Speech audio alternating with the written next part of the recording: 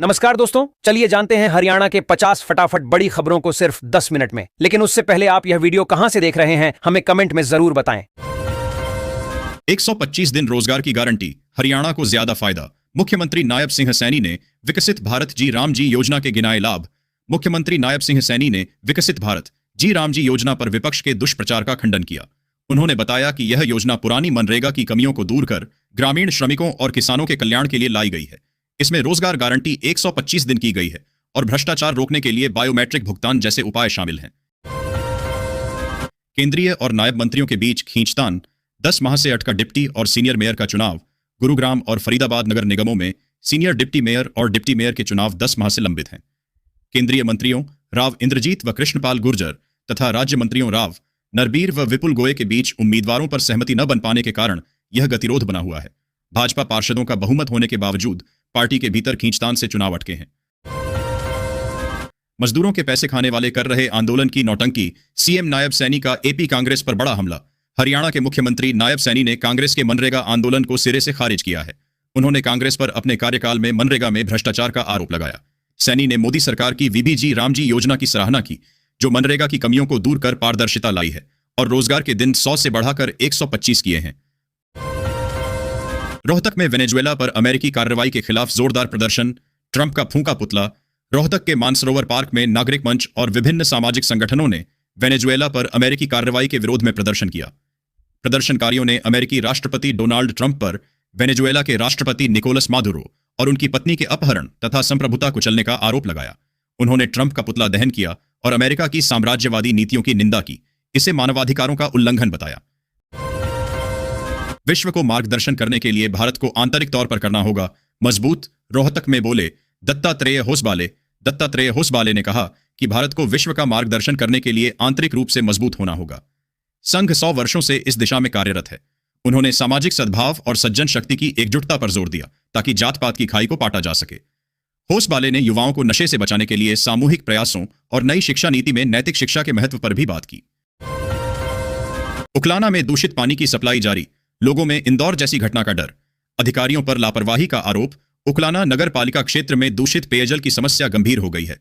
स्थानीय लोग दशकों पुरानी, जंग लगी और लीकेज वाली पाइपलाइनों से सीवर का पानी मिलने की शिकायत कर रहे हैं। इससे उन्हें इंदौर जैसी घटना का डर सता रहा है। प्रशासन की अनदेखी पर विधायक नरेश सेलवाल ने भी सवाल उठाए हैं। जन स्वास्थ्य विभाग के एसडीओ ने जल्द ही पुरानी पाइपलाइन बदलने का आश्वासन दिया है। हरियाणा में कड़ाके की ठंड का कहर, जीरो विजिबिलिटी ने बढ़ाई परेशानी। जाने कैसा रहेगा मौसम। हरियाणा में शीतलहर और घने कोहरे का अलर्ट जारी किया गया है।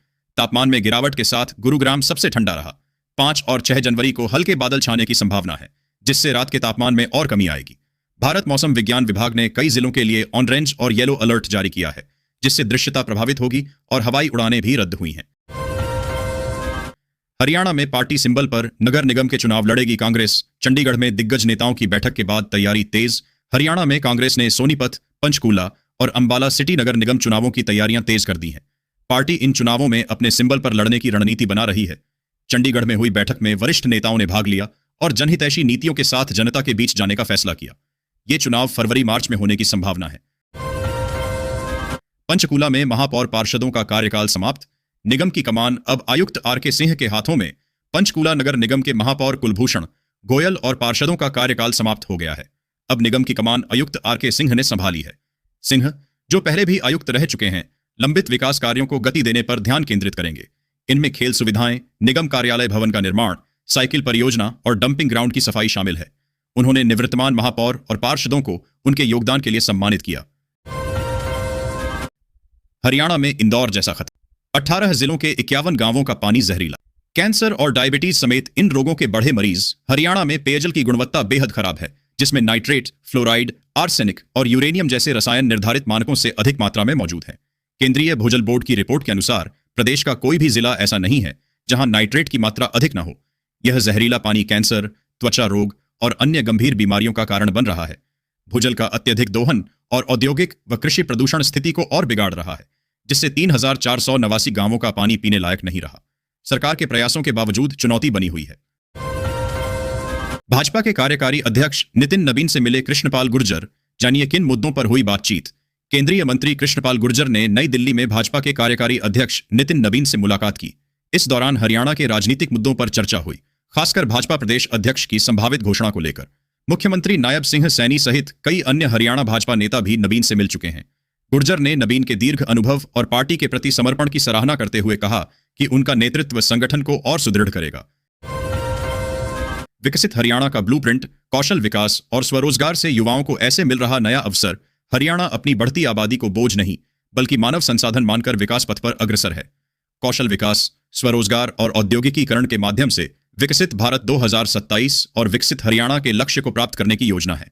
युवाओं को रोजगार के अवसर, वित्तीय सहायता और सामाजिक सुरक्षा प्रदान की जा रही है।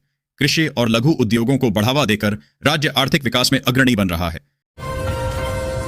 हरियाणा में घने कोहरे और शीतलहर का कहर, इन जगहों पर कोल्ड वेव का अलर्ट। जाने कैसा रहेगा मौसम। मौसम विभाग ने हरियाणा में कोहरे और शीतलहर का अलर्ट जारी किया है। रविवार को कई जिलों में कोहरा छाया रहा, जबकि सोमवार के लिए ऑरेंज और येलो अलर्ट जारी हुआ है। महेंद्रगढ़ में न्यूनतम तापमान 3 डिग्री सेल्सियस दर्ज किया गया, जो सबसे ठंडा रहा। सर्द हवाओं के कारण 6 जिले अधिक ठंडे रहेंगे। आने वाले दिनों में रात के तापमान में और गिरावट की संभावना है। अपने अधिकारों के लिए कर्मचारी व मजदूरों ने बुलाया राष्ट्रीय सम्मेलन। दिल्ली में बनेगी आंदोलन की रणनीति।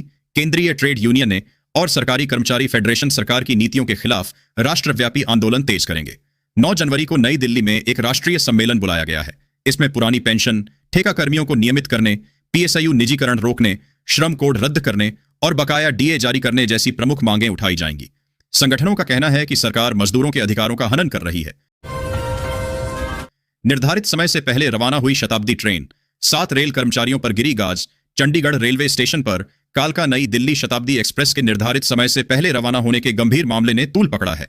अंबाला रेल मंडल ने 3 सदस्यीय उच्च स्तरीय जांच कमेटी गठित की है और 7 रेल कर्मचारियों को पूछताछ के लिए तलब किया है।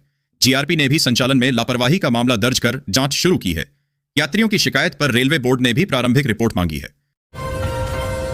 कर्नल रोहित चौधरी का एनडीए सरकार पर तीखा हमला, बोले जवान और किसान दोनों से किया छलावा।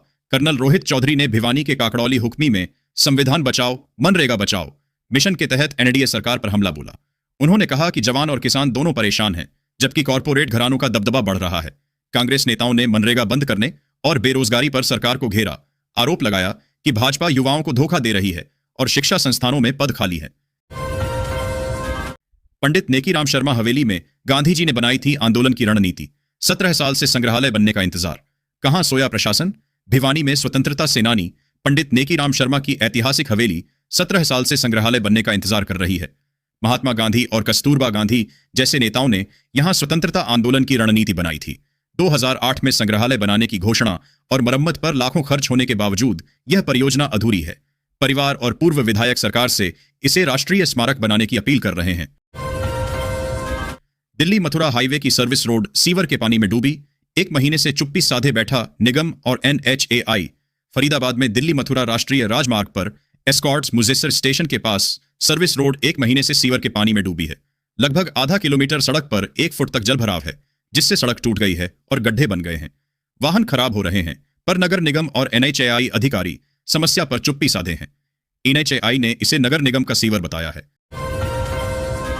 2 माह में बनी केवल एक प्रॉपर्टी आईडी, इधर से उधर भटक रहे लोग।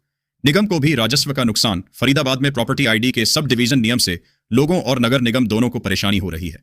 नवंबर में नियम लागू होने के बाद 2 महीने में केवल एक प्रॉपर्टी आईडी बन पाई है, जिससे छोटे प्लॉट खरीदारों का टैक्स जमा नहीं हो पा रहा और निगम को राजस्व का नुकसान हो रहा है।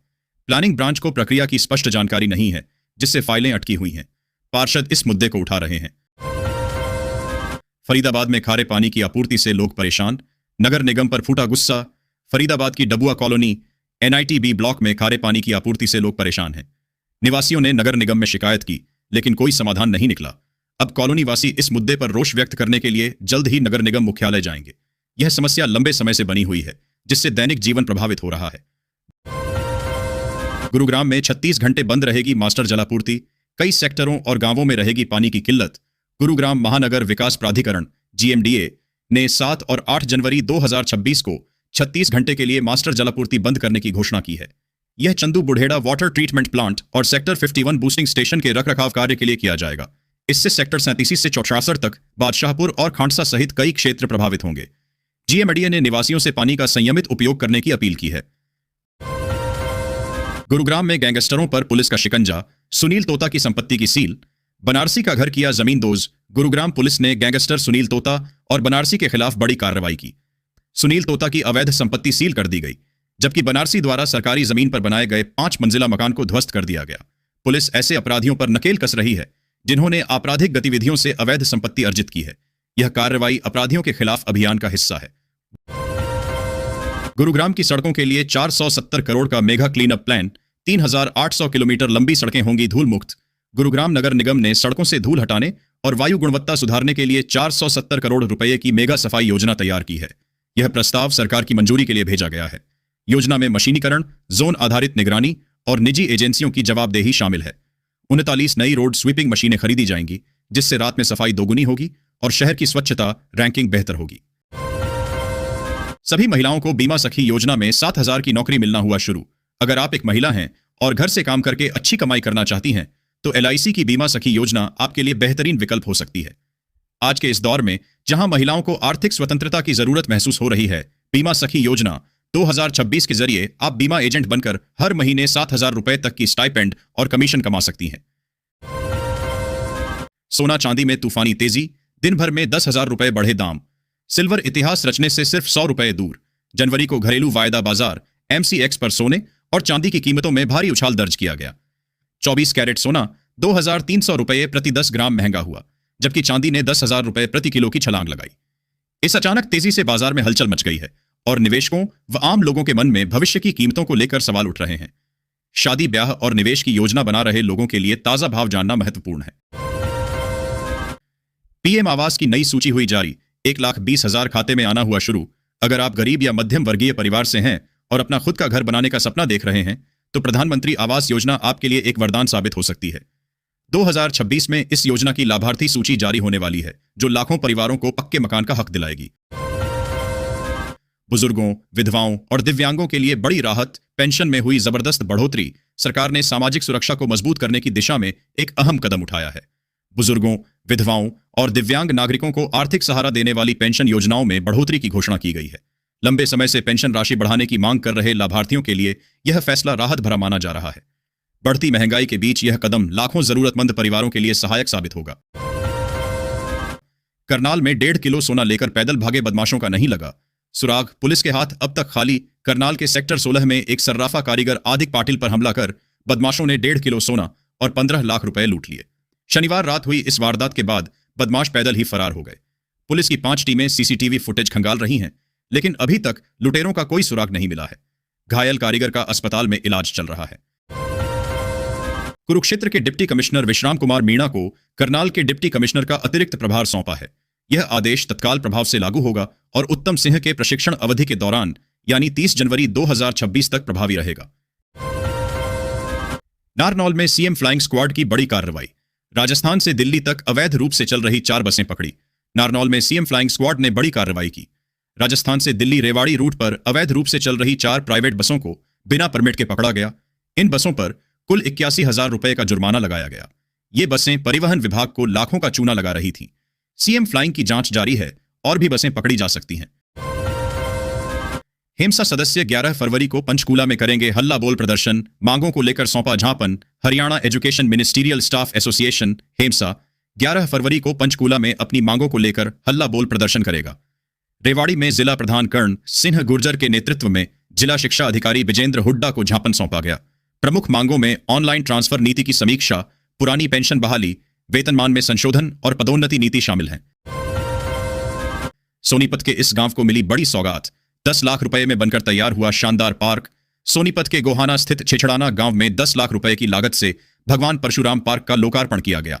बड़ौदा हलका के पूर्व भाजपा प्रत्याशी प्रदीप सांगवान ने इसका उद्घाटन किया। यह पार्क उस जगह बना है जहां पहले गंदगी का अंबार था। अब ग्रामीणों को सुबह शाम सैर करने और बुजुर्गों व बच्चों को धूप सेंकने की सुविधा मिलेगी। सरकार गांवों में विकास कार्यों के लिए पर्याप्त अनुदान दे रही है। सिरसा महिला थाना ग्रेनेड हमला। NIA ने संभाली जांच। केस ट्रांसफर की प्रक्रिया शुरू। NIA की टीम सिरसा महिला थाने पर हुए ग्रेनेड हमले के मामले में दूसरी बार सिरसा पहुंची है। टीम ने केस ट्रांसफर की कागजी कार्रवाई शुरू कर दी है। यह हमला 25 नवंबर 2025 को पाकिस्तानी गैंगस्टर शहजाद भट्टी के कहने पर धीरज, विकास और संदीप ने किया था। NIA अब आरोपितों को दोबारा पूछताछ के लिए ले जा सकती है। सोनीपत के पुरखास रोड ओवरब्रिज पर लौटी रोशनी। आवागमन हुआ आसान। शहर के सबसे लंबे इस ओवरब्रिज पर रोशनी बहाल होने से हजारों वाहन चालकों को अंधेरे और दुर्घटना के डर से मुक्ति मिली है, जिससे आवागमन सुगम हो गया है।